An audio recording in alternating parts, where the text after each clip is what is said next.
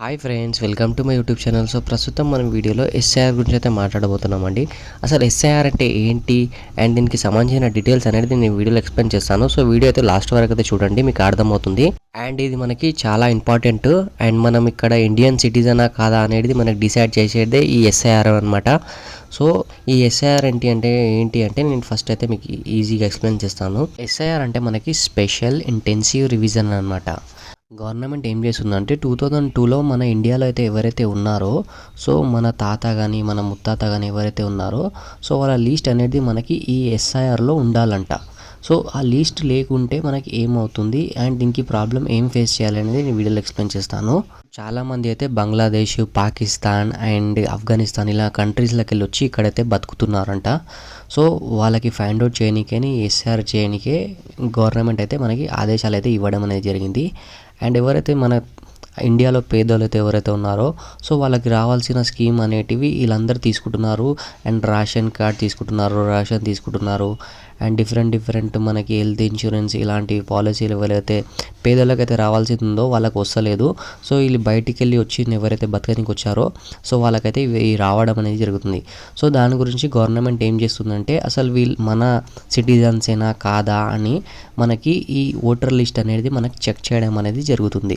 Voter లిస్ట్లో ఎలా check చేస్తున్నారంటే 2002 కన్నా ముందు మన తాత ఇక్కడ సిటిజనా అంటే మన తాతది ఓటర్ లిస్టులో పేరుందా, మన తాతది లేకుంటే మన నాయనమ్మది లేదా మన అమ్మమ్మది లేదా మన తాతది. సో ఈ 4 జనరేషన్స్ అనేది వాళ్ళు చెక్ చేయడం అనేది జరుగుతుంది. సో దాంట్లోకి వెళ్ళి మనకు తాత ఉన్న మన నాయనమ్మ ఉన్న ఒక్క పేరు ఉన్న ఆ ఎస్ఐఆర్లో మనం సేఫే అనమాట. ఒకవేళ అప్పట్లో మన ఎవరిది పేరు లేదు అంటే గవర్నమెంట్ అనేది మనకు ఒక నోటీస్ అయితే ఇవ్వడం అనేది జరుగుతుందంట.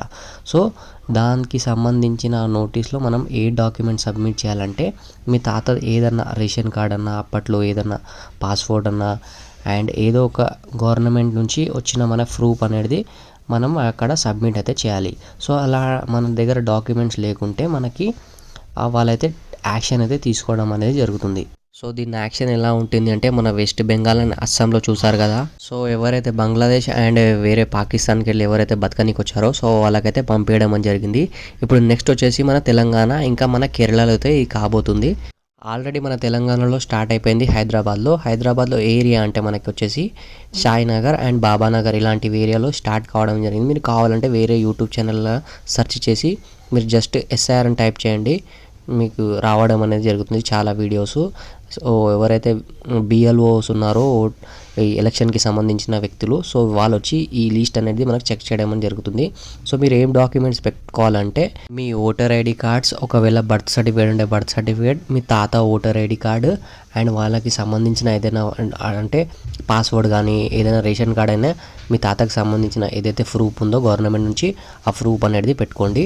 ఆ లిస్ట్లో మీ ఫాదర్ లేదా మీ తాత పేరుంటే నో ప్రాబ్లం. ఒకవేళ పేరు లేకుంటేనే వాళ్ళు అనేది మనకు డాక్యుమెంట్స్ తీసుకోవడం అనేది జరుగుతుంది.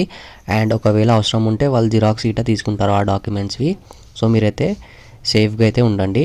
అండ్ దాంతోపాటు ఇంకొకటి ఏంటి అంటే మనకి ఇది అవాయిడ్ చేయకండి. అంటే వాళ్ళు వస్తే మీరు డోర్ క్లోజ్ చేయడం, సో ఇప్పుడు లేకుండా తర్వాత చేయించుకుంటున్నామని సో ఇలా అవాయిడ్ చేయకండి. ఎందుకంటే ఇది మనకి రేషన్ కార్డు అండ్ గవర్నమెంట్ ఇచ్చే స్కీమ్స్ గిట మనకి ఈ స్కీమ్స్ అనేవి కట్ కావడం అని జరుగుతుంది అండ్ రేషన్ కార్డు గిట కట్ కావడం జరుగుతుంది. సో ఎవరికి భయపడాల్సిన అవసరం లేదు. ఎందుకంటే ఎవరైతే ఇండియాలో ఉన్నారో వాళ్ళకి ఏం ప్రాబ్లం లేదు, ఎవరైతే బయటికి వెళ్ళి వచ్చారో వాళ్ళకే ప్రాబ్లం.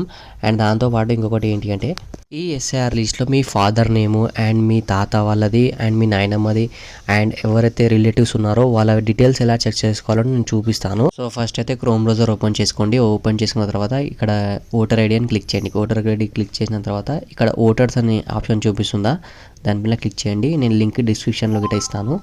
సో ఇది ఓపెన్ చేసిన తర్వాత చూడండి మనకి ఇంటర్ఫేస్ అనేది ఇలా ఓపెన్ అవుతుంది. ఓపెన్ అయిన తర్వాత ఇక్కడ చూడండి search your name list in SRI అని ఉంది కదా. సో దీనిపైన క్లిక్ చేయండి 2026 అని. సో దీనిపైన క్లిక్ చేసిన తర్వాత మనకి ఓపెన్ కావడం జరుగుతుంది వెబ్సైట్.